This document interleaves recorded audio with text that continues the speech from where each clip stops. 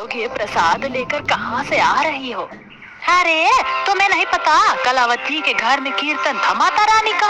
हाँ वैसे तुम क्यों नहीं आई माधुरी, तुम्हें भी आना चाहिए था। अब कुछ देर बाद कलावती अपने घर से बाहर निकलती है। अरे कलावती, तुमने अपने घर के कीर्तन में मुझे क्यों नहीं बुलाया? वो माधुरी, इस कीर्तन में आस पड़ोस के लोगों के साथ साथ मेरे कुछ खास मेहमान भी आए थे। और तुम तो जानती हो कि तुम इतनी गरीब हो, तुम्हारे पास पहनने के लिए अच्छी साड़ियाँ भी नहीं होती। तुम्हारे फटे पुराने कपड़ों की वजह से मेरे कीर्तन की शोभा खराब हो जाती। अब नंदिनी अपनी गरीब माँ की बेइज्जती बर्दाश्त नहीं कर पाती और वो गुस्से से कहती है, क्या फायदा ये कीर्तन भजन करके जब आपके मन में ही इतना पाप भरा हुआ है। सही कहा दीदी। खैर जिनके मन में खोट हो उनके कीर्तन में तो अच्छा है कि मन नहीं गई। चलो माँ, आओ घर के अंदर आओ। दूसरी तरफ नंदिनी का गरीब पिता सड़क पर लेबर मिस्त्री का काम कर रहा होता है। तभी उसके पास उसके बड़े भाई का फोन आता है। राजन भाई, मैं अपने घर में छोटी सी दावत कर रहा हूँ, अपने परिवार वालों के साथ जरूर आना।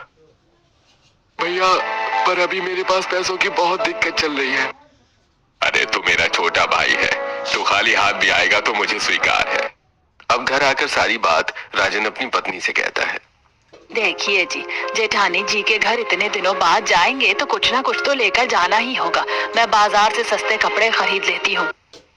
मम्मी, दावत में जाने के लिए मुझे भी कपड़े चाहिए। और माँ मुझे भी, क्योंकि चाचा की बेटी अच्छे कपड़े पहनती है, वो मेरा मजाक बना देगी। अरे बाप रे, इतने पैसे थोड़ी ना है कि मैं सबके लिए ही कपड़े खरीद लूं। तुम लोग अपने पुराने कपड़ों को ही ठीक करके पहन लो सुई धागे से। अब बाजार जाकर माधुरी सस्ते कपड़े खरीदती है और शाम को राजन का पूरा परिवार दावत में पहुंचता है। नंदिनी दीदी, बड़ी मम्मी की बेटी ने कितना महंगा ड्रेस पहना है ना, और वो इतनी घमंड में है कि हमसे बात भी नहीं कर रही है। नहीं नहीं, ऐसा नहीं है। चलो, वो बात नहीं कर रही है तो हम ही कर लेते हैं। अब नंदिनी अपनी बहन को लेकर ईशा और स्नेहा के पास आती है। कैसी हो स्नेहा? ईशा, बहुत दिनों के बाद मिल रहे हैं। अच्छा, तुम भी आई हो। खैर मैंने तो देखा ही नहीं था तुम्हें, तुम पहचान में ही नहीं आ रही हो, क्योंकि कोई आया नहीं है ना तुम्हारी तरह ऐसे पुराने फटे कपड़ों को पहनकर। सच में पता नहीं तुम्हारा ये रंग रूप कभी बदलेगा कि नहीं। दूसरी तरफ माधुरी की हाथ में कपड़े लिए। अरे क्या जरूरत थी देवरानी जी आपको हम लोगों के लिए कपड़े लाने की। वैसे भी आप जिस तरह के कपड़े पहनती हैं, वैसे कपड़े हमारे घर में कोई नहीं पहनता। अरे चुप रहो सुषमा। नहीं, सही कहा इन्होंने। मैं गरीब हूँ और अपनी गरीबी के हिसाब से मुझे जो ठीक लगा मैं लेकर आ गई। माफ करना, मैं आपकी बराबरी नहीं कर पाई। अब भरी महफिल में अपनी गरीब माँ की बेइज्जती होता देख नंदिनी को बहुत बुरा लगता है और वो अपने परिवार को लेकर घर आ जाती है। माँ, मुझे बहुत बुरा लग रहा था। पार्टी में सब कैसे हमारे कपड़ों को देखकर हमारी अवहेलना कर रहे थे। हाँ, बड़ी मम्मी ने हमारे कपड़े भी नहीं लिए। हाँ, तुम्हारी गरीब माँ के कपड़े क्यों ही कोई लेगा। माँ, मैं तो सोच रही हूँ कि मैं अब कोई काम ढूंढ लूं। पापा से भी अब काम नहीं होता। अच्छा, अब तो काम करेगी। अरे बेटी, तुम क्या काम करोगी? वैसे भी गांव में कोई अच्छा काम नहीं है और लोगों को पता चला तो सब कहेंगे हम अपनी बेटी की कमाई खा रहे हैं। मम्मी पापा, आप दोनों जिंदगी भर फलाना क्या सोचेगा बस यही सोचते आए हो। याद रखो, ये फलाने के लोग सिर्फ कंधा देने आते हैं और कुछ नहीं। मैंने फैसला कर लिया है, मैं जॉब करूंगी, वो भी शहर में जाकर। अब नंदिनी अपनी एक सहेली को फोन करती है जो शहर में ही काम करती थी। हेलो राधिका। हाँ बोलो नंदिनी, कैसी हो? वो राधिका, तुम शहर में काम करती हो ना, क्या तुम मेरी भी नौकरी वहाँ लगवा सकती हो? मेरे पापा का काम ठीक से नहीं चल रहा है और मेरी गरीब माँ उन चंद पैसों में सब कुछ मैनेज नहीं कर पा रही है। अच्छा, तुम चिंता मत करो, तुम शहर आओ, मैं तुम्हारी नौकरी लगवा दूंगी।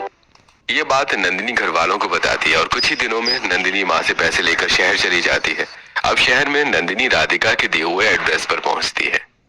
नंदिनी, आ गई तुम? आओ बैठो। अच्छा, तो ये है नंदिनी जिसके बारे में तुम बता रही थी।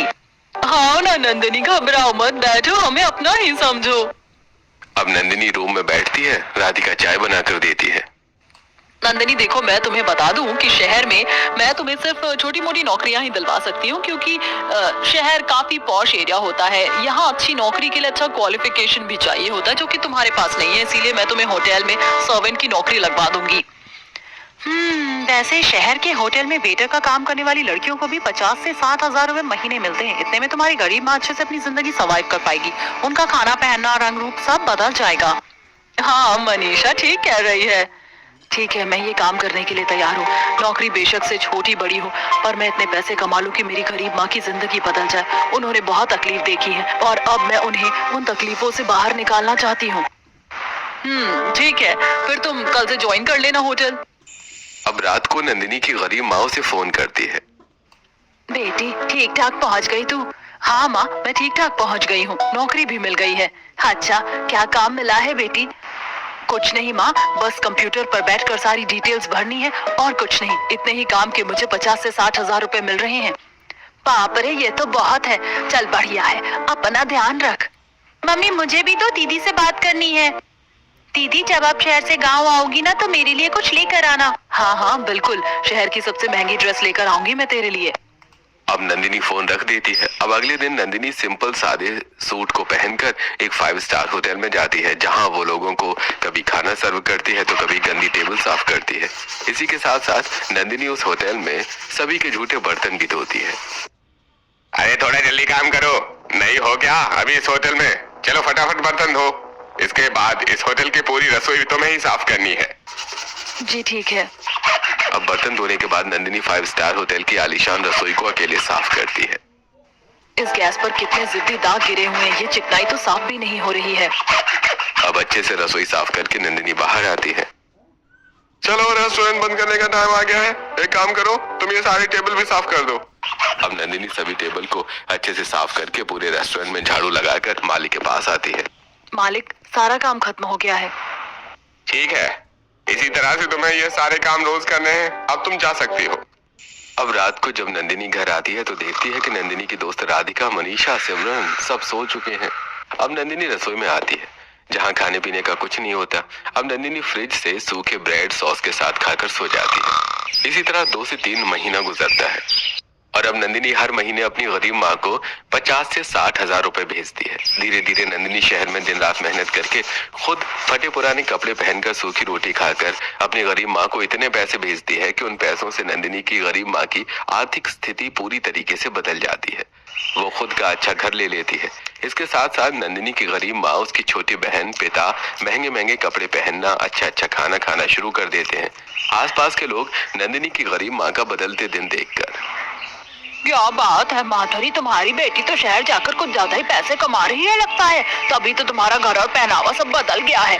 हाँ, मेरी बेटी शहर जाकर कंप्यूटर पर काम करती है और ढेर सारा पैसा कमाती है, जिस वजह से आज हम लोगों की इतनी अच्छी जिंदगी है। अरे तुम कभी अपनी बेटी को शहर से गांव बुलाओ, हम भी तो देखें तुम्हारी बेटी आखिर कैसे रहती है वहाँ शहर में। अच्छा अच्छा, तुम लोगों को मेरी बेटी से मिलने का मन है ना? ठीक है, मैं उसे बुला लूंगी 1-2 दिन में।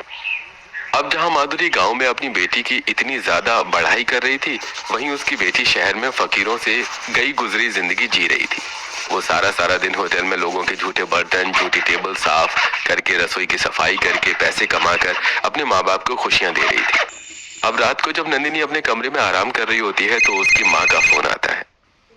अरे राधिका, तुम्हारे पास कोई अच्छी नाइट ड्रेस है तो दे दो, मेरी माँ का फोन आया है। अगर वो मुझे ऐसे पुराने फटे कपड़ों में देखेंगी तो दुविधा में पड़ जाएंगी, क्योंकि उन्हें लगता है कि मैं शहर में एक अच्छी जिंदगी जी रही हूँ। मुझे अपना ये रूप बदलना होगा। ठीक है, मैं अभी तुम्हें अपनी नाइट ड्रेस देती हूँ। अब राधिका एक सुंदर सी नाइट ड्रेस लाकर नंदिनी को देती है। अब नंदिनी स्टाइलिश नाइट ड्रेस में वीडियो कॉल उठाती है। अरे कब से वीडियो कॉल कर रही हूँ, कहाँ थी तू? वैसे तेरी ये नाइट ड्रेस काफी अच्छी है। देख, तेरी माँ ने भी ये नया नाइट ड्रेस खरीदा, कैसा लग रहा है? बहुत अच्छा लग रहा है माँ, ऐसे 2-4 और ले लो, मैं पैसे भिजवा दूंगी। और मेघा कहाँ है? दीदी मैं ये रही, मैंने भी ये न्यू नाइट ड्रेस लिया है, कैसा है? ये भी बहुत अच्छा है, तुम्हें और चाहिए हो तो और ले लेना, मैं पैसे भेज दूंगी। ठीक है दीदी। वैसे दीदी आप तो शहर में बहुत डिजाइनर कपड़े पहनती होगी ना, और आप घूमती होंगी, महंगी महंगी जगह पर खाना खाती होंगी। हाँ, शहर में तो बस यही सब चलता है। मेरी बेटी शहर में बहुत अच्छी जिंदगी जी रही है कि फोन रख देती है। राधिका, ये लो तुम्हारी ड्रेस, थैंक यू। अरे कोई नहीं, वैसे तुम्हारी मम्मी तुम्हें बुला रही है गांव, तो वहाँ पर भी तुम्हें अपना पहनावा और रूप बदलना होगा, क्योंकि तुम्हारी माँ सोचती है कि तुम यहाँ पर काफी लग्जरी लाइफ जी रही हो। हाँ, पर मैं तो सारे पैसे माँ को भेज चुकी हूँ। मेरे पास तो अच्छे कपड़े खरीदने के लिए पैसे भी नहीं है। तभी सिमरन और मनीषा, कोई बात नहीं नंदिनी, तुम हमसे दो दो तीन तीन जोड़ी अच्छे कपड़े लेकर चली जाना। इससे तुम्हारी माँ को भनक भी नहीं पड़ेगी कि तुम्हारा पहनावा गांव में कुछ और शहर में कुछ और है। अब कुछ हफ्तों बाद नंदिनी शहर से अपनी गरीब माँ से मिलने आती है। नंदिनी ने डिजाइनर शॉर्ट ड्रेस पहना हुआ होता है, पैरों में एक्सपेंसिव हील, गले में एक्सपेंसिव नेकलेस और हाथों में ब्रांडेड वॉच के साथ गुची का पर्स होता है। आसपास के लोग नंदिनी का बदलता रूप देखकर, बाप रे, माधुरी की बेटी को देखो, शहर जाकर कितनी बदल गई है, कितने महंगे और स्टाइलिश कपड़े पहने हैं इसने। हाँ, कपड़े इतने महंगे और गले में इतना महंगा हार और पर्स भी देखो कितना महंगा ले रखा है इसने। अब नंदिनी की नजर आस पड़ोस के लोगों पर जाती है। हेलो आंटी जी, आप लोग कैसे हो? आई होप आप लोग अच्छे ही होंगे। और क्या चल रहा है आजकल गांव में? कुछ नहीं बेटी, बस तुम्हारे चर्चे चलते हैं गांव में। तुम्हारा रूप कितना सादा था, कितने फटे पुराने कपड़े तुम पहनती थी, और आज देखो तुम्हारा रूप कितना बदल गया, तुम तो पूरी मॉडर्न हो गई हो। तभी वहाँ माधुरी भी आ जाती है। बेटी तू आ गई। हाय, शहर जाकर मेरी बेटी कितनी बदल गई है, तू कितनी प्यारी लग रही है। तुम लोग देख रहे हो ना, मेरी बेटी गांव में थी तो कैसी थी, अब शहर से आई है तो देखो कितनी मॉडर्न लग रही है। अब माधुरी अपनी बेटी को स्वादिष्ट पकवान बनाकर खिलाती है। अरे माँ, ये सब बनाने की क्या जरूरत थी? मैं आप लोगों को बाहर रेस्टोरेंट लेकर जाती ना, वहाँ खाते अच्छा खासा खाना। अरे बेटी, शहर में तो तू अच्छा खाना खाती ही होगी, अब अपनी माँ के हाथ से खा ले। अब पूरा परिवार एक साथ बैठकर खाना खाता है और फिर आराम करता है। अगले दिन नंदिनी अपने बैग से कई तरह के डिजाइनर ड्रेस निकालकर अपने माँ बाप और बहन को देती है। दीदी, ये डिजाइनर ड्रेस मेरे लिए, ये ड्रेस कितनी स्टाइलिश है। बेटी, ये साड़ी तो बहुत खूबसूरत है। बेटी, मेरा भी तो ये कोट पैंट बहुत अच्छा लेकर आई है, मैं कैसा लग रहा हूँ इसमें? आप सब बहुत खूबसूरत लग रहे हैं।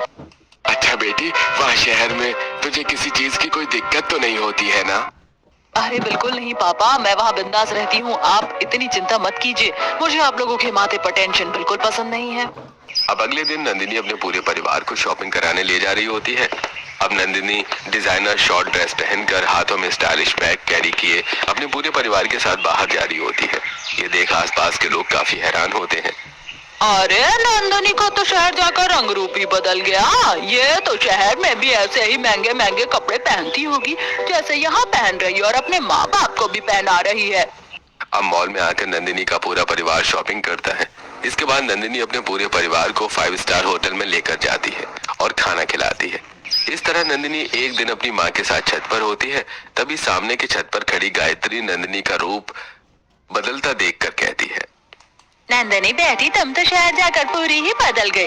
लगता है अच्छी खासी कमाई हो रही है शहर में। तुम तो आलीशान जिंदगी जीती होगी ना शहर में। सुनो ना, अगर शहर में कोई वैकेंसी हो तो मेरी बेटी की भी नौकरी लगवा दो। Thank you so much aunty ji, but I am really sorry, अभी मेरे पास कोई भी वैकेंसी नहीं है। अगर मेरे पास कोई वैकेंसी हुई तो मैं आपकी बेटी आंचल को जरूर बताऊंगी। अब इसी तरह एक दिन माधुरी अपनी बेटी से, बेटी नंदिनी देख, तेरी गरीब माँ तेरी वजह से कितनी तरक्की कर ली है। तू भी शहर में इतनी अच्छी जिंदगी जी रही। इस खुशी में मैं छोटी सी दावत करना चाहती हूँ। हाँ, दावत कर लेते हैं, लोगों को भी पता चले कि हमारी गांव की बेटी कितनी तरक्की कर रही है शहर जाकर। हाँ, और इस दावत में बड़ी मम्मी को जरूर बुलाएंगे। हाँ, ठीक है, करते हैं दावत, कोई दिक्कत की बात नहीं है, आप सबको बुलाइए। अब जहाँ माधुरी घर में दावत की तैयारी में जुट जाती है, वहीं नंदिनी चुपचाप छत पर जाकर अपनी दोस्त को फोन करती है। राधिका, मैं बड़ी मुसीबत में पड़ गई हूँ। मेरी माँ मेरा शहर में जॉब लगने की खुशी में घर में दावत कर रही है, और मेरे पास पैसे नहीं है। मेरे तो बदन के कपड़े भी मांगे हुए हैं। अच्छा, दावत के लिए पैसे चाहिए, ठीक है, मेरे पास कुछ पैसे हैं। कुछ पैसे मैं तुम्हें सिमरन और मनीषा से मांग कर दे दूंगी। Thank you so much. मैं वहाँ आकर वेटर का काम ओवर टाइम करूंगी, और ओवर टाइम करके तुम सबके एक एक पैसे चुका दूंगी। अब दोस्तों से उधार लेकर नंदिनी अपनी माँ के कहने पर घर में एक अच्छी दावत करती है, जिसमें माधुरी के सभी रिश्तेदार, आस पड़ोस के लोग आते हैं। इस दावत में माधुरी ने डिजाइनर साड़ी, उसकी छोटी बेटी ने डिजाइनर वन पीस, उसके पति ने कोट पैंट, तो नंदिनी ने डिजाइनर गाउन पहना हुआ होता है। अरे, हमारी गरीब चाची की बेटी जो गांव में इतने फटे पुराने कपड़े पहनती थी, ये शहर जाकर इतनी कैसे बदल गई? इसका तो रंग रूप ही बदल गया है। सच में मुझे तो बिलीव ही नहीं हो रहा कि ये गरीब इतनी तरक्की कर रही है।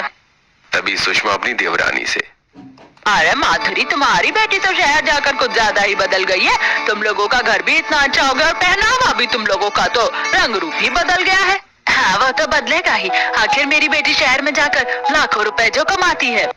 वहीं ईशा, स्नेहा, मेघा और नंदिनी से, क्या बात है, तुम्हारा गेटअप ही बदल गया। अरे मैं कहती हूँ शहर में नौकरी कर रही हो या कोई लॉटरी लग गई है। सच में इतनी जल्दी इतना बदलाव कैसे आ गया तुम्हारे अंदर? इतनी तो तुम पढ़ी लिखी भी नहीं हो। हाँ, पढ़ी लिखी नहीं हो, पर फिर भी शहर जाकर इतनी अच्छी नौकरी कर रही हूँ कि मेरा पूरा परिवार गांव में ऐशो आराम की जिंदगी जी रहा है। और तुम दोनों इतनी पढ़ लिख कर भी अब तक गांव में हो और अपने पिता के पैसे पर अपने शौक पूरे कर रही हो। सही बात है, पिता के पैसे पर उड़ना गलत है। अपने दम पर कुछ करो, जैसे मेरी दीदी ने किया है। हाँ हाँ ठीक है, शहर क्या चलेगी, इनका तो रुतबा ही बदल गया। पता नहीं ऐसा क्या करती है शहर में। अब कुछ देर बाद दावत खत्म होती है। सभी लोग खा पी कर वहाँ से चले जाते हैं। इसी तरह कुछ हफ्ते गुजरते हैं और अब नंदिनी भी दोबारा गांव से शहर चली जाती है और अपने साधारण रूप में आती है। तुम लोगों का बहुत बहुत शुक्रिया जो तुमने मुझे इतने सारे कपड़े दिखाए और पैसे भी दिए। अब मैं ओवर टाइम करके तुम सबके पैसे चुका दूंगी। अब नंदिनी अपना उधार चुकाने के लिए सुबह 6 बजे से लेकर रात के 2 बजे तक होटल में काम करती है और घर वालों को पैसे भेजती है, जिस वजह से नंदिनी को 2 वक्त ठीक तरीके से खाना तक भी नसीब नहीं होता। वो कभी सूखे ब्रेड, तो कभी पानी, तो कभी सिर्फ बिस्किट खाकर गुजारा करती है। अब धीरे धीरे कुछ महीने गुजरते हैं, जिसके बाद माधुरी अपनी बेटी की शादी करने का फैसला लेती है। तुम ठीक कह रही हो माधुरी, अब हमें अपनी बेटी की शादी कर देनी चाहिए। हाँ, आप ना पंडित जी को बुलाइए घर। मैं उनसे अपनी बेटी के लिए विलायत के लड़के का रिश्ता मांगूंगी जो विलायत में रहता है। अब पंडित घर आते हैं और माधुरी को उसके मन के मुताबिक विलायत के लड़के का रिश्ता दिखाते हैं। मुझे ये लड़का बहुत पसंद है पंडित जी, मैं इसी से अपनी बेटी की शादी करूंगी। अब अगले दिन लड़के वाले माधुरी के घर आते हैं। नमस्कार माधुरी जी। अरे आप आइए ना, अंदर बैठिए। सुधा जाकर सोफे पर बैठती है अपने बेटी के साथ। माधुरी जी, आपकी बेटी कहाँ है? जी, हमारी बेटी अभी गांव में है नहीं, वो शहर में रहती है, वहीं नौकरी करती है। हाँ, रहता तो मेरा बेटा भी विलायत में ही है, अभी बस यहाँ आया हुआ है। शादी करके भी ये विलायत ही चला जाएगा। वैसे लड़की की कोई फोटो है तो दिखा दीजिए। अब मेगा फोन में अपनी बहन की तस्वीर लड़के वालों को दिखाती है। लड़की तो काफी अच्छी है, मुझे पसंद है ये लड़की। हाँ, हमें भी लड़की पसंद है, लेकिन एक बार आप अपनी बेटी को शहर से यहाँ बुला लीजिए। ये दोनों आपस में मिल लेंगे थोड़ा तो ठीक रहेगा। अब कुछ देर बाद लड़के वाले वहाँ से चले जाते हैं और माधुरी अपनी बेटी को फोन करती है। क्या हुआ माँ? वैसे तो आप रात में फोन करती हो, आज दिन में ही फोन कर दिया। हाँ, क्योंकि आज मैं तुझे खुशखबरी देने वाली हूँ। कैसी खुशखबरी माँ? बेटी, मैंने तेरा रिश्ता फिक्स कर दिया है, वो भी ऐसे लड़के से जो विलायत में काम करता है। अरे माँ, आपने मुझसे बिना पूछे मेरी शादी फिक्स कर दी। अभी तो मुझे और पैसे कमाना था। नहीं, बहुत पैसे कमा लिया तूने। अब तो अपने पति के पैसे पर ऐश करेगी। ऐसा अमीर लड़का ढूंढा है मैंने तेरे लिए। अब तू जल्दी से गाँव आ जा, वो लोग तुझसे मिलना चाहते हैं। ठीक है माँ, मैं आती हूँ। अब रात को नंदिनी उदास कमरे में बैठी होती है। अरे क्या हुआ नंदिनी, इतनी गुमसुम क्यों हो? हाँ, क्या हुआ बताओ ना नंदिनी। मेरी माँ ने मेरी शादी फिक्स कर दी, वो भी ऐसे लड़के से जो विलायत में रहता है। वो लड़का भी शादी से राजी है, क्योंकि शायद मेरी माँ की तरह उसे भी लगता है कि मैं शहर में एक अच्छी जिंदगी जी रही हूँ। लेकिन जिस दिन उन्हें मेरी सच्चाई पता चलेगी, वो ये शादी तोड़ देंगे। किसी को कुछ पता नहीं चलेगा नंदिनी। तुमने जैसे अब तक शहर में और गाँव में अपना रूप बदल कर रखा है, वैसे ही बदल कर रखो। कैसे भी एक बार ये शादी हो गई तो तुम उस लड़के के साथ विलायत ही चली जाओगी। हाँ, कुछ दिनों तक तुम अपना रूप बदल कर गाँव में और रह लो, उसके बाद तो तुम्हारी शादी ही हो जाएगी और किसी को कुछ पता नहीं चलेगा। अब नंदिनी कुछ दिनों में शहर से गांव जाती है और सबसे पहले वो अपने होने वाले फियांसे से मिलती है। नंदिनी, तुम तो बहुत खूबसूरत हो, तुम्हारी ड्रेसिंग सेंस भी काफी अच्छी है। कितना खुश हो रहा है ये। अगर इसे पता चला कि ये कपड़े किराए के हैं तो अभी यहाँ से उठकर भाग जाएगा। हाँ, वो शहर में सब ऐसे कपड़े पहनते हैं ना, तो मेरी भी आदत है। चलो ना, हम मूवी देखने चलते हैं, उसके बाद डिनर भी करेंगे। माँ ने कहा है कि आज मैं पूरा दिन तुम्हारे साथ ही स्पेंड करूँ। ओह ग्रेट, चलो चलते हैं। अब नंदिनी सबसे पहले मूवी की टिकट लेकर अनिकेत के साथ मूवी देखती है। उसके बाद रेस्टोरेंट जाकर एक्सपेंसिव खाना ऑर्डर करती है और पिक्चर से लेकर खाने तक का बिल नंदिनी ही पे करती है। फिर दोनों शॉपिंग करते हैं, जहां नंदिनी अपने पैसों से अनिकेत को शॉपिंग करवाती है। अब अनिकेत नंदिनी से मिलकर अपने घर जाता है और सारी बात अपनी माँ से कहता है। अच्छा, इतनी अमीर है वो लड़की, लगता है शहर में अच्छी नौकरी है उसकी। माँ, मुझे तो वो बहुत स्टैंडर्ड और मॉडर्न लगती है। मैं तो शादी उसी से करूंगा और फिर उसे अपने साथ विलायत ले जाऊंगा। अब 2 से 3 दिन बाद नंदिनी अनिकेत को फोन करती है। अनिकेत, मुझे शहर जाना होगा, मेरी कोई मीटिंग है। मेरी ये मीटिंग खत्म हो जाए फिर हम शादी कर लेंगे। ठीक है, अगर मीटिंग इतनी ही इम्पोर्टेंट है तो तुम जाओ। वहीं माधुरी। बेटी जल्दी आ जाना काम खत्म करके। ठीक है माँ, मैं आ जाऊंगी, चिंता मत करो। अब नंदिनी शहर जाकर दिन रात होटल में काम करती है ताकि वो एक्सपेंसिव शादी कर सके। अब नंदिनी कभी होटल में बर्तन धोती है तो कभी झाड़ू लगाती है, कभी टेबल साफ करती है तो कभी कस्टमर को खाना सर्व करती है। इस बीच नंदिनी इतनी ज्यादा बिजी हो जाती है कि वो अनिकेत के फोन कॉल्स भी नहीं उठा पाती। कई हफ्तों तक ये सिलसिला चलता है जिससे अनिकेत परेशान हो जाता है। नंदिनी तो शहर जाकर पूरी बदल गई। यहाँ तो वो मेरे इतने क्लोज थी और शहर जाकर मेरा फोन भी नहीं उठा रही है। अब अगले ही दिन अनिकेत नंदिनी की माँ के पास आता है। मम्मी जी, नंदिनी शहर में कहाँ रहती है, आपको पता है? हाँ दामाद जी, उसने एक बार एक एड्रेस तो बताया था, कोई अपार्टमेंट था। अच्छा, अगर आपको पता है तो आप मेरे साथ चलोगी? मुझे नंदिनी से मिलना है। वैसे बेटा मैं तो कभी नहीं गई हूँ शहर अपनी बेटी से मिलने, पर अगर तुम ले जा रहे हो तो मैं जरूर जाऊंगी। अब अनिकेत अपनी माँ और अपनी सास को लेकर शहर पहुँचता है और सबसे पहले वो नंदिनी के अपार्टमेंट में पहुँचता है। हेलो मिस, आप बता सकती हैं कि नंदिनी इस वक्त कहाँ है? जी अभी तो वो होटल में होगी, रात तक आएगी। अरे इस टाइम होटल में क्या कर रही होगी बहू? अरे मेरी बेटी करोड़ों रुपए कमाती है तो खाना भी होटल में ही खा रही होगी। अब अनिकेत होटल का पता पूछकर अपनी माँ और अपनी सास के साथ होटल में पहुंचता है जहां नंदिनी लोगों के झूठी टेबल साफ कर रही होती है। वहीं होटल का मालिक। अरे क्या कर रही हो नंदिनी? तुम फटाफट टेबल साफ करो और ये झूठी प्लेट भी उठाओ, इसके बाद तुम्हें रसोई भी साफ करनी है।